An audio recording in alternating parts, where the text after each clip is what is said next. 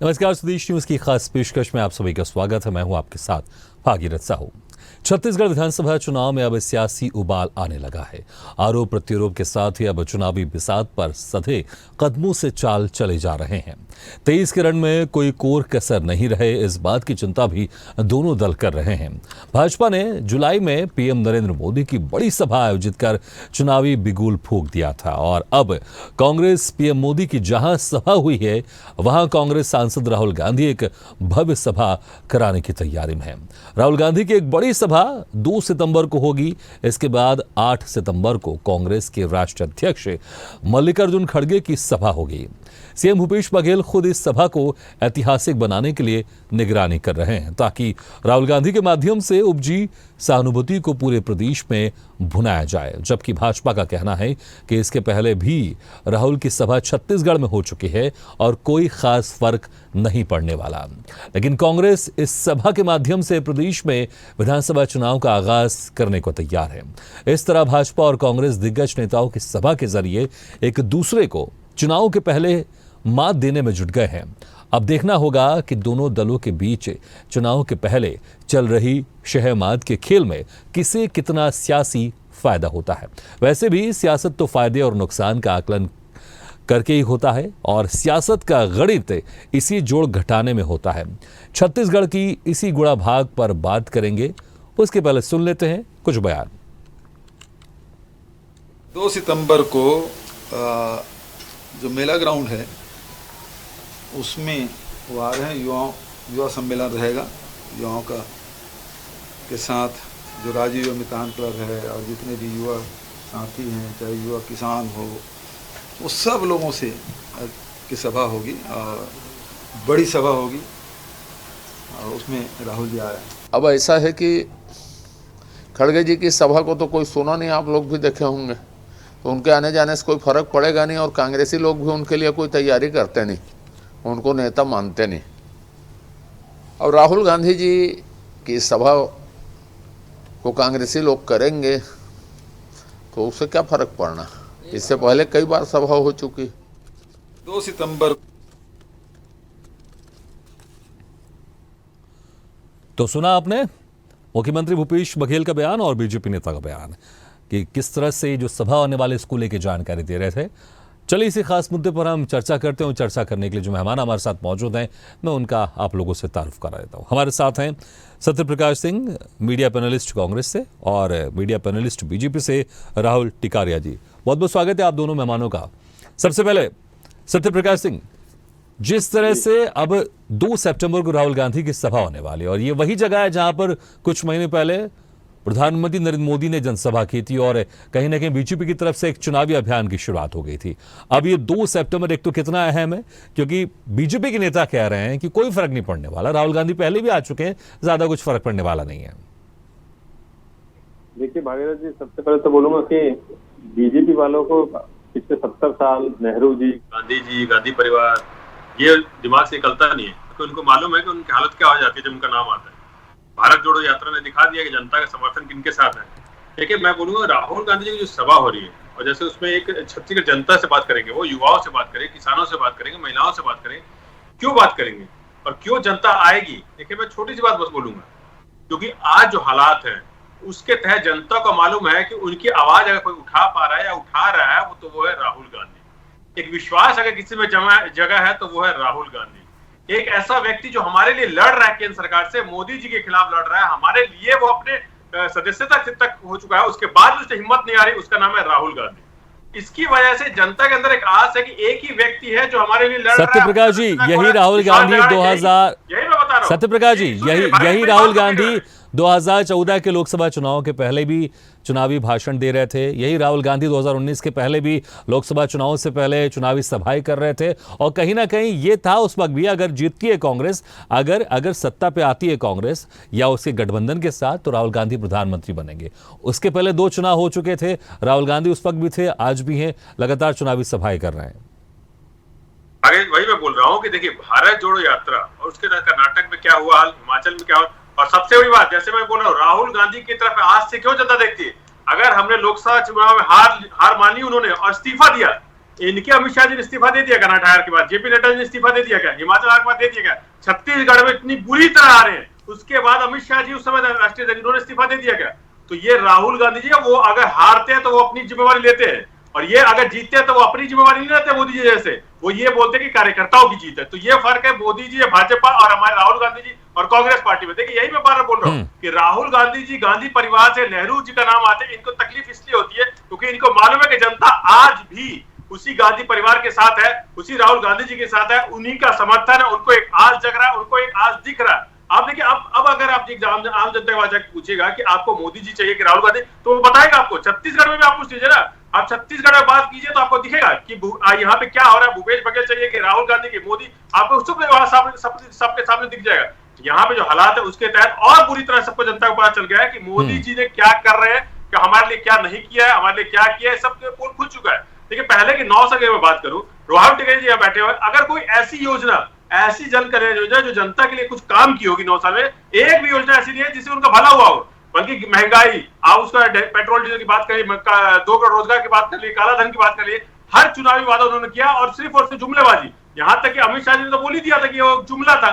तो जनता समझ चुकी है कि इनका सिर्फ जुमला रहता है। 15 साल के यहाँ बात कर लीजिए, 2100 समर्थन, 300 बोनस, शिक्षित बेरोजगार को 2 लाख तक ब्याज ऋण देंगे, ठीक है राहुल जी, सत्यप्रकाश जी ने कहा जो पिछले जो आपके हम 9 साल का अगर आपका आंकड़ा देख लें, ऐसे कोई योजना नहीं है जो जनता को छू रही है, जनता को दिले में जा रही है। इसका जवाब आप दे सकते हैं, ये इनका सवाल है। लेकिन अगर देखें 2019 में चुनाव हुए, उसके पहले 2018 में जब विधानसभा चुनाव हुआ था छत्तीसगढ़ में, तो उस वक्त आप लोग बुरी तरह हारे थे। हालांकि जब 2019 में लोकसभा चुनाव हुए तो अच्छी खासी बढ़त मिली आपको, वहां पर कांग्रेस से ज्यादा सीटें आप जीत कर लेकर आए। तो कहीं ना कहीं इससे समझ में आ रहा है कि जो केंद्र के जो नेता या जो केंद्र के मुद्दे हैं वो छत्तीसगढ़ में राज्य स्तर में उस पर ज्यादा प्रभाव नहीं पड़ता है। लेकिन अभी भी ऐसा लग रहा है कि आप लोग केंद्र के नेताओं के भरोसे बैठे हैं, केंद्र की योजनाओं के भरोसे बैठे हैं। लेकिन कांग्रेस को अगर देखें तो वो पूरी तरह से स्थानीय नेताओं के भरोसा है, स्थानीय मुद्दे के भरोसे है।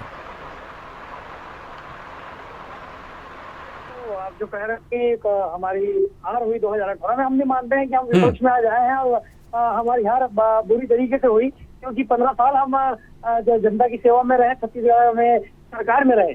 लेकिन अचानक से कांग्रेस का घोषणा पत्र आता है, जुमले वाला घोषणा पत्र आता है जिसमें 36 बिंदु होते हैं, जिसके आज 20 से अधिक ऐसे बिंदु हैं जिसको इन्होंने छुआ तक नहीं। और उसके चलते अब देखिए शराबबंदी का वादा था, पूरे प्रदेश भर की मातृशक्तियां, 95 लाख मातृशक्तियों का मतदाताओं की संख्या है छत्तीसगढ़ में, ये सारे के सारे कांग्रेस की ओर गए, क्योंकि इन्होंने वादा किया कि सरकार सिर्फ और सिर्फ छलावा करती रही। उसके अलावा आप देखिए 10 लाख कर्मचारियों के लिए उन्होंने 36 बिंदु में से 7 बिंदु कर्मचारियों के लिए लिखे हुए थे, एक बिंदु इन्होंने पूर्ण नहीं किया। 10 लाख कर्मचारियों को छला, उनके परिवारों को छला। उसके अलावा आगे बढ़ेंगे, 55 लाख युवाओं की संख्या है छत्तीसगढ़ में, इन्होंने 10 लाख युवाओं को बेरोजगारी भत्ता देने के साथ साथ अन्य वादे किए, सारे के सारे वादे फैल रहे हैं। अभी 2 माह पूर्व महज 1 लाख बेरोजगारी भत्ता दे दिया गया, और युवाओं को कहा जा रहा है कि हमने आपको बेरोजगारी भत्ता दिया, मगर वादा था 10 लाख का। तो ऐसे कई मामले रहे जिसके चलते आज हम विपक्ष में रहे, और कहीं ना कहीं एंटी इनकम्बेंसी भी हमारे लिए रही कि हम 15 साल सरकार पर रहे, और एंटी इनकम्बेंसी और इनके घोषणा पत्र के चलते आज हम विपक्ष में। लेकिन राहुल जी, उस वक्त तक जब तक आप 2018 में हारे नहीं थे, कहीं ना कहीं रमन सिंह और जो आपके जो स्थानीय नेता थे उनका नाम चलता था, उनके नाम से कहीं ना कहीं आप लोग चुनाव में उतरते थे। उस वक्त केंद्र के नेता, खासकर प्रधानमंत्री नरेंद्र मोदी की बात करें, वो उस तरह से मुखर नहीं थे छत्तीसगढ़ को लेकर बात करें, क्योंकि ऐसा लग रहा था कि छत्तीसगढ़ के जो स्थानीय नेता वही काफी है कांग्रेस को हराने के लिए। लेकिन अब ऐसा लग रहा है कि अब आप लोग स्थानीय नेताओं के बदले आप लोग केंद्र के नेताओं के ऊपर, ज्यादातर प्रधानमंत्री नरेंद्र मोदी को भरोसा कर रहे हैं, इसलिए लगातार दौरे हो रहे हैं, लगातार अमित शाह भी दौरे पर आ रहे हैं। देखिए, चूंकि हम सरकार में थे, और सरकार में जब रहती है कोई भी पार्टी, तो वो बिल्कुल राज्य के नेतृत्व के दम पर ही चुनाव लड़ती है। आप देखिए, पहले भी लगातार 15 साल जब हम सरकार में रहे तो ऐसा नौबत नहीं आया कि हमारे पास चेहरे नहीं है करके कोई आरोप लगा। लेकिन जब विपक्ष में है तो सामूहिक नेतृत्व में चुनाव लड़ा जाता है। पहले तो मान रहे हैं आप लोग जो स्थानीय नेतृत्व वो इतना मजबूत अब दिखाई नहीं दे रहा है, इसलिए केंद्र के नेताओं को यहाँ पर एक्टिव होना पड़ रहा है। जी जी नहीं, ऐसा कुछ भी नहीं है। सामूहिक नेतृत्व के चलते केंद्र के नेतृत्व को यहाँ पे एक्टिव होना पड़ रहा है। और पहले भी जब हम विपक्ष में थे तो केंद्रीय नेतृत्व ही एक्टिव हुआ करता था। जब सरकार में है उसके बाद राज्य स्थानीय नेताओं के भरोसे और स्थानीय नेतृत्व के भरोसे हमने चुनाव लड़ा। आप देखिए, कांग्रेस की पार्टी भी वही कर रही है। जब ये विपक्ष में थे तो केंद्रीय नेतृत्व लगातार यहाँ पे आती रही, और चेहरे इनके पास भी नहीं थे, मगर चेहरे आज हैं। और आज कांग्रेस की पार्टी अपने स्थानीय नेतृत्व के दम पे लड़ रही है, मगर हम अपने केंद्रीय नेतृत्व के दम पे इसलिए लड़ रहे हैं क्योंकि देखिए केंद्र की जो सरकार है, अभी कांग्रेस के प्रवक्ता जी कह रहे थे कि भारतीय जनता पार्टी या मोदी जी की सरकार 9 साल में ऐसे कोई काम बता दे जो जनहित का मामला हो, जो घर तक पहुंचने वाला मामला हो, या गरीबों के लिए कोई योजना रहा। तो मैं इनको याद दिला दूं, प्रधानमंत्री आवास का मामला, गरीबों के लिए पक्के मकान का मामला किसने दिया? प्रधानमंत्री जी ने, नरेंद्र मोदी जी ने दिया। मगर छत्तीसगढ़ की सरकार ने गरीबों का ये पक्का मकान का सपना 16 लाख आवास रोक के रखा। उसके अलावा आप आगे बढ़ेंगे, कोरोना काल में ये वैक्सीनेशन का विरोध करती रही कांग्रेस की पार्टी, मगर देश में निःशुल्क वैक्सीनेशन हुआ। आज तक पूरे देश भर में निःशुल्क चावल का वितरण हो रहा है। आयुष्मान कार्ड के भरोसे प्रत्येक व्यक्ति के जेब में एक स्वास्थ्य कार्ड ठीक है, तो आप केंद्र की योजनाओं के भरोसे, केंद्र के नेताओं के भरोसे आप छत्तीसगढ़ को फतेह करना चाहते हैं। ठीक है, ठीक है, ठीक है, मैं आऊंगा आपके पास, थोड़ा समय कम है। मैं ठीक है, सत्यप्रकाश जी, जिस तरह से बीजेपी के नेता खुद मान रहे कि अभी आपके पास स्थानीय चेहरे बड़े मजबूत हैं क्योंकि अभी आप सरकार में हैं, लेकिन जिस तरह से अभी राहुल गांधी का दौरा है, उसके बाद फिर आपके जो राष्ट्रीय अध्यक्ष है उनका दौरा होने वाला है। हालांकि खड़गे को लेकर बीजेपी के नेता कह रहे हैं कि खड़गे की आखिर चलती क्या है, सब तो गांधी परिवार की चलती है, तो आप लोग तो पूरा फोकस राहुल गांधी की यात्रा पर रखेंगे। लेकिन क्या आपको भी जरूरत पड़ रही है केंद्रीय नेताओं की? क्योंकि बीजेपी वाले तो मान रहे हैं कि अभी हमारे पास, हम सामूहिक स्तर पर लड़ाई कर रहे हैं, हम सामूहिक स्तर पर हमारा प्रयास है, लेकिन क्या आपका जो चेहरा है छत्तीसगढ़ के जो स्थानीय नेता वही काफी है, या आप लोग को भी राहुल गांधी के चेहरे की आवश्यकता पड़ रही है, या खड़गे की आवश्यकता पड़ रही है आप लोग को, या फिर बड़े नेता है इसलिए आप लोग यहां पर रैली करा रहे हैं, आप लोग को फायदा होगा, लेकिन किसके ऊपर ज्यादा डिपेंड है आप लोग? स्थानीय नेता आपके काफी है या फिर केंद्रीय नेताओं का दौरा ऐसे ही चलता रहेगा आगे भी? देखिए भागीरथ जी, सबसे पहले बात तो चुनाव है, इसमें कोई दो राय नहीं है। इनके भी केंद्र के नेता आएंगे, हमारे भी केंद्र के नेता आएंगे, तो किसी को कोई तकलीफ नहीं है। हर राजनीतिक दल अपने हिसाब से रणनीति बनाएगी, चुनाव है इसलिए। मगर देखिए, अगर मैं अपने पार्टी की बात करूं, हमारा जो शीर्ष नेतृत्व है वो अब आ रहा है जब चुनाव बहुत नजदीक आ रहा है। अगर अमित शाह जी का देख लिए, उनसे बड़ा शीर्ष नेतृत्व, उन्होंने तो पूरी चुनाव कमान संभाल रखी है छत्तीसगढ़ की बीजेपी की, और उन्होंने तो ऐसे दौरे कर रहे हो जैसे कि गृह मंत्रालय दिल्ली में नहीं, रायपुर में है। गृह मंत्रालय के जो ऑफिस है वो रायपुर में है, तो उनके नेताओं को भरोसा ही नहीं हो रहा ना अपने प्रदेश के नेताओं पे। अगर हम अपनी बात करूं तो उनको मालूम है, हमारे जो शीर्ष नेतृत्व दिल्ली में जो बैठे हैं, कि भूपेश है तो भरोसा है, भूपेश सरकार ने काम किया, जनता के लिए काम किया। देखिए, उनको भी हर चीज की खबर रहती है, इसलिए उतने चिंता नहीं कर रहे। उनको मालूम है चुनाव है, एक चुनाव के तहत एक रणनीति होती है, केंद्र के नेता आते हैं, रैली करते हैं, जनता संवाद करती है, कहीं अगर सरकार से कुछ कमी रह गई हो तो वो जनता से ले सके फीडबैक। ये इसी के तहत एक बात मैं बोलूंगा, ये देखिए अखबारों में आ रहा है कि 40 लाख लोग अब गरीबी रेखा से ऊपर आ गए, तो ये केंद्र के नेता तक खबर जाती है कि भाई छत्तीसगढ़ सरकार काम कर रही है, तभी 40 लाख लोग गरीबी रेखा से ऊपर आए हैं। अभी प्रधानमंत्री नरेंद्र मोदी ने 15 अगस्त में लाल किले से भी कहा था, बहुत लंबे चौड़े आंकड़े गिनाए थे, कितने सारे लोग पूरे देश में गरीबी रेखा से निकलकर मध्यम वर्गीय उस लाइन में पहुंच चुके हैं। तो मुझे लगता है कहीं ना कहीं उसमें छत्तीसगढ़ के जो लोग हैं वो भी शामिल होंगे। पूरे देश की बात की थी उन्होंने, करोड़ों लोगों की बात की थी। और मैं एक बात बोलूं, ये प्रधानमंत्री आवास की बात है, इनकी प्रधानमंत्री आवास की पोल खुल चुकी है। ये अभी कुछ दिन पहले ही छपा है कि सब्सिडी बंद हो गई प्रधानमंत्री आवास की, 5000 से ज्यादा मकान लंबित है, सब्सिडी बंद कर दी गई है। तो ये सब कुछ झूठ जुमला है ना, वो जनता के बीच में धीरे धीरे जा रहा है, क्योंकि जैसे चुनाव आता है ना तो जनता तब थोड़ी सोचती है। तो आप ये कह रहे हैं कि केंद्र के नेता है, बीजेपी के आएंगे इससे फर्क नहीं पड़ने वाला, लेकिन हमारे नेता आएंगे इससे हमारी कांग्रेस मजबूत होगी। देखिए, इनका कर्नाटक चुनाव से पहले मैं आपकी डिबेट में बैठा था, कर्नाटक चुनाव से पहले बोलते थे मोदी जी हमारा चेहरा है, जब चुनाव में हार हुई कर्नाटक में तो कमल छाप पे आ गए। अरे कमल छाप तो जब से चुनाव सिंबल आपको मिला तब से है ही वो छाप आपका, उसी में तो आप लड़ ही रहे। मगर चेहरा कौन है, मुख्यमंत्री चेहरा, ये बताइए ना।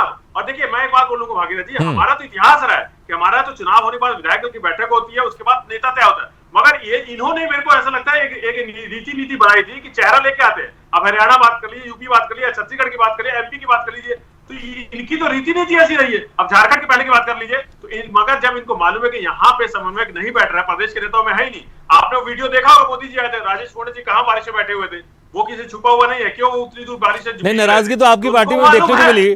टीएस सिंहदेव के जिस तरह से चुनाव से कुछ महीने पहले आपने उप मुख्यमंत्री बनाया, तो इससे समझ में आ रहा था वो भी नाराज थे, कई बार वो पब्लिक प्लेटफॉर्म में नाराजगी जाहिर कर चुके हैं। उन्होंने ऐसा बारिश में भीगा नहीं हो, वो अगर उनको कोई दिक्कत होती थी, कोई नाराजगी होती थी, और पार्टी फोरम में बोलते थे, इस हिसाब से बारिश में नहीं भीग रहे थे। देखो, पार्टी फोरम हर कोई बोलेगा, वो मैं भी जाके बोल सकता हूँ, अगर मेरे को भी कोई दिक्कत मैं भी बोल सकता हूँ। पार्टी फॉर्म में मीडिया में बयान दिया उन्होंने, पार्टी प्लेटफॉर्म में नहीं, मीडिया में बयान दिया उन्होंने। ठीक है सत्य प्रकाश जी, मीडिया में बयान दिया उन्होंने, कोई पार्टी की मीटिंग में बयान नहीं दिया उन्होंने, कई बात। ठीक है, लेकिन राहुल टिकरिया जी, जिस तरह से सत्य प्रकाश जी कह रहे हैं, इस बार चेहरा कौन है? क्या रमन सिंह ही होंगे मुख्यमंत्री अगर आप लोग जीतते हैं तो? क्या उनका चेहरा आगे करेंगे? क्योंकि ऐसा तो अभी लग नहीं रहा, क्योंकि जिस तरह से लगातार अमित शाह का दौरा आ रहा है, प्रधानमंत्री नरेंद्र मोदी भी आ रहे हैं, ऐसा लग रहा है कि आप लोग स्थानीय नेताओं से ज्यादा आप लोग केंद्र के नेताओं पर भरोसा कर रहे हैं। लेकिन कह रहे हैं कि कर्नाटक में ये जो आपकी रणनीति थी काम नहीं कर पाई है। देखिए भागीरथ जी, जो कर्नाटक की स्थिति है आपको भी पता है कि हर 5 साल बाद वहाँ की जनता सरकार बदल देती है।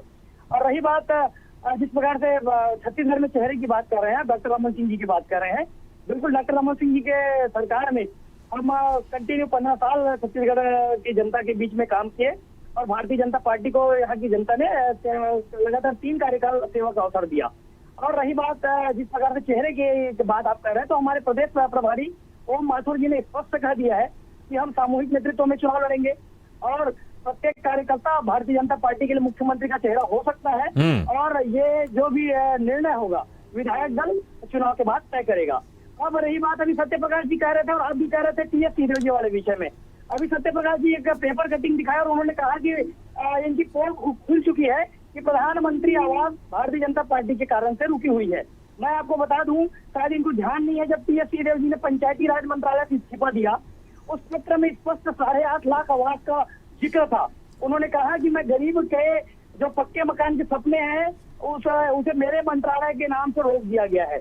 मतलब जाहिर सी बात है, उन्होंने स्पष्ट कहा था कि छत्तीसगढ़ सरकार ने प्रधानमंत्री आवास रोक के रखा है और 8.5 लाख आवास ये 2 साल पहले का आंकड़ा था जिसे रोका गया है और मैं इससे व्यथित हूँ। मैं अपने पंचायती राज मंत्रालय से इस्तीफा देता हूँ। क्या सत्य प्रकाश जी को वो पत्र पढ़ना चाहिए? और राहुल गांधी जी के विषय में आना चाहूंगा मैं। आपको ध्यान होगा जब 2018 का चुनाव चल रहा था, कोरबा गए हुए थे। कोरबा में सड़क में एक भाषण के दौरान राहुल गांधी जी ने भाषण दिया। उन्होंने कहा था, वहाँ के आदिवासियों को आश्वस्त किया था कि हसदेव का एक पेड़ नहीं कटेगा। मगर ये सरकार बनने के बाद वहाँ के जनप्रतिनिधि आदिवासियों को गिरफ्तार करके करीब 2.5 लाख पेड़ प्रशासन की निगरानी में कटवाती है ये सरकार। तो ये राहुल गांधी। ठीक है, तो ये जो आप स्थानीय मुद्दे गिना रहे हैं, क्या ये स्थानीय मुद्दे काफी नहीं है कांग्रेस की सरकार से, कांग्रेस पार्टी से लड़ने के लिए? नहीं तो, क्योंकि जिस तरह से हम देख रहे हैं लगातार केंद्र नेतृत्व पर ज्यादा भरोसा कर रहे हैं आप लोग। नहीं, मैं बिल्कुल आपको भागीरथ जी एक विषय बता दूं। मैं एक जनप्रतिनिधि हूँ, जिला पंचायत का सदस्य हूँ, जिला पंचायत का सभापति हूँ। मैं प्रत्येक गांव में जाता हूँ, ऐसे 40 से 50 गरीब व्यक्ति हैं जिनको आवास की नितांत आवश्यकता है। बरसात जब आती है तो स्कूल के भवनों में रुकते हैं और सामुदायिक भवनों में रुकते हैं। तो ऐसे लोगों का आवास इस सरकार ने रोका है, मगर भारतीय जनता पार्टी की सरकार आते ही सारे पेंडिंग आवास गरीबों को दिए जाएंगे। नहीं ठीक है, ये तो आप चुनाव जीतने के बाद जो आप वादे कर रहे हैं ये कर रहे हैं, लेकिन मैं ये कह रहा हूँ क्या नहीं मैं आपसे सीधा सवाल कर रहा हूँ, क्या छत्तीसगढ़ की स्थानीय कांग्रेस पार्टी और बीजेपी का केंद्र नेतृत्व, क्या ये छत्तीसगढ़ के चुनाव मैदान में उतर रहा है? बिल्कुल, मैं आपको बता दूं, भारतीय जनता पार्टी का केंद्रीय नेतृत्व जो केंद्र के हमारे काम है, उसके अलावा 15 साल जो विकास के काम छत्तीसगढ़ में हुए थे 15 साल में, मगर कांग्रेस। लेकिन आप तो खुद ही कह रहे हैं कि रमन सिंह तो अभी फाइनल ही नहीं है, तो फिर जो 15 सालों ने काम किया आप उसको कैसे मजबूती से रख पाएंगे आप? सिर्फ डॉक्टर रमन सिंह जी फाइनल नहीं है वाली बात नहीं है, मगर डॉक्टर रमन सिंह जी के कार्यकाल में जो 15 साल काम हुए हैं, चाहे 55,000 किलोमीटर, फिर तो उनका चेहरा मजबूती से सामने रखना चाहिए था ना आपको। बिल्कुल उनके काम को मजबूती से हम सामने रखेंगे।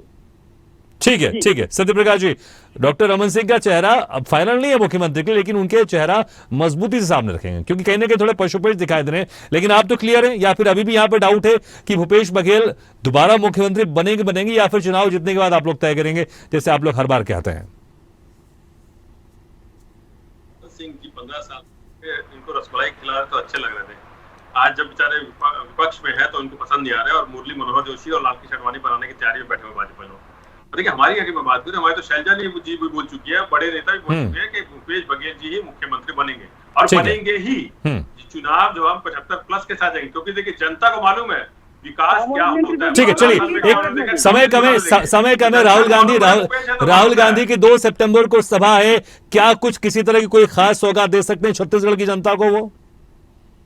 ठीक है, राहुल गांधी जी जो सभा है वो सौगात के लिए, वो यहाँ पे जनता से संवाद करने आ रहे हैं, युवाओं से संवाद करेंगे, किसानों से करेंगे, महिलाओं से करेंगे, तो संवाद करने आ रहे, जनता से एक फीडबैक भी लेंगे कि सरकार ने काम कैसा किया। यही तो मैं बोल रहा हूँ, हमारे भूपेश बघेल जी, हमारे राहुल गांधी जनता के बीच में जाके काम करते हैं, जनता से बीच में जाके संवाद करते हैं कि आपको क्या योजना का लाभ मिला है, नहीं मिला है, क्या सरकार आपको और करना चाहिए, क्या बेहतर हो सकता है। ये फीडबैक तो मुझे लगता है पहले ही पहुंच जाना चाहिए था कि राहुल गांधी सभा में आगे कैसे कैसे कैसे इतने सारे लोगों से चर्चा करेंगे। 90 विधानसभा में हमारे मुख्यमंत्री जी घूम को फीडबैक ले ही रहे थे। वो 90 विधानसभा गए हैं ना, युवाओं से हम बात कर रहे हैं, तो हमारे मुख्यमंत्री जो कर ही रहे हैं, मगर वो शीर्ष नेतृत्व तो अब आके बात करना चाह रहा है कि अगर कहीं कोई कमी रहेगी। नहीं, ऐसा भी माना जा रहा है कि जिस तरह से राहुल गांधी की सदस्यता रद्द हुई थी, आप लोग इस पर थोड़ा इमोशनल कार्ड खेलना चाहते हैं। राहुल गांधी की सभा करवा कर बताना चाहते हैं कि देखिए हमारे नेता, इनको इतना प्रताड़ित किया गया लेकिन हम झुके नहीं। कहीं कुछ इमोशनल कार्ड खेलने की भी तैयारी है क्या आप लोग की? हमको इमोशनल कार्ड और ये खेलने की जरूरत नहीं है। मैंने जैसे आपको पहले बोला कि जनता को दिख रहा है कि एक ही आस है, एक ही व्यक्ति है जो हमारे लिए लड़ रहा है। अपनी सदस्यता तक खो दिया, फिर भी वो डटा रहा, फिर वो केंद्र सरकार से लड़। राहुल टिकैत जी, ठीक है, समय का राहुल टिकैत जी, एक ही व्यक्ति है जो लड़ रहा है बीजेपी से और आप लोग उससे डर रहे हैं, और इसलिए सभा हो रही है, आप लोग कह रहे हैं इस सभा से कुछ नहीं होने वाला, राहुल गांधी आएंगे, पहले भी आज कुछ नहीं होने वाला, और खड़गे की सभा को तो कोई सुनता ही नहीं, आपके नेता कह रहे हैं। संक्षेप में देखिए, कांग्रेस के लिए 55 साल का ये युवा 55 सालों से लड़ ही रहा है और ये लड़ते रहेगा। और मैं आपको बता दूं, आप इनके भीड़ का आकलन उसी से करिएगा कि नरेंद्र मोदी जी और अमित शाह जी की रैली में जो भीड़ आई थी वो स्वतः भीड़ आई थी, न शासन का प्रयोग किया गया था न प्रशासन का प्रयोग किया गया था। मगर राहुल गांधी जी के जो सभा है उसके लिए मैं आपको अभी से बता दूं, जनपद स्तर में सरपंचों को, पंचायतों को आदेशित किया जा रहा है 2 गाड़ी लेके आना है, 3 गाड़ी लेके आना है। तो ये भीड़ शासन और प्रशासन के। चलिए, आपने सवाल उठाया, इसका जवाब सत्यप्रकाश जी कुछ सेकंड में इसका जवाब, जो आरोप लग रहे हैं आपके ऊपर भीड़ जुटाने को लेकर। अरे देखिए, मैं भागे जो अरे भीड़ की, अरे इन्होंने भीड़ कहाँ पे जुटाया सबको मालूम है। स्कूल तक इन्होंने, स्कूल के अंदर बच्चे तक उठा के ले गए हैं। इनकी बसें जहाँ जगह, जहाँ इनके जिला पंचायत अध्यक्ष है, वहाँ जहाँ पे इनकी मेयर है वहाँ पे लोग। ठीक है, चलिए ठीक है, हमारा समय भी समाप्त हो गया। ठीक है, सत्यप्रकाश जी और राहुल टिकैत जी, बहुत बहुत शुक्रिया हमारे इस खास चर्चा में शामिल होने के लिए। तो लगातार जिस तरह से दोनों पार्टी अपने बड़े नेतृत्व, जो बड़े इनके नेता है, केंद्रीय नेता है, उनको प्रदेश में लेकर आ रही हैं ताकि यहां पर उनको फायदा मिल सके। जिस तरह से प्रधानमंत्री नरेंद्र मोदी कुछ महीनों पहले यहां पर आए थे और उसी जगह अब राहुल गांधी भाषण देंगे, राहुल गांधी जनसभा करेंगे। लेकिन देखना होगा इससे किसको कितना फायदा होता है, क्योंकि छत्तीसगढ़ में अभी कांग्रेस की सरकार है और विपक्ष में बीजेपी है, और बीजेपी लगातार कहीं ना कहीं केंद्रीय नेतृत्व पर भरोसा कर रही है, इसलिए लगातार अमित शाह का यहां पर दौरा चल रहा है। अब राहुल गांधी भी आ रहे हैं, खड़गे भी आएंगे। देखना होगा केंद्रीय नेतृत्व का किस पार्टी को ज्यादा फायदा मिलता है आने वाले विधानसभा चुनाव में। इसी के साथ हमारी इस खास पेशकश में फिलहाल इतने, लेकिन खबरों का सिलसिला लगातार जारी है। आप देखते रहिए स्वदेश न्यूज़, सबसे पहले देश।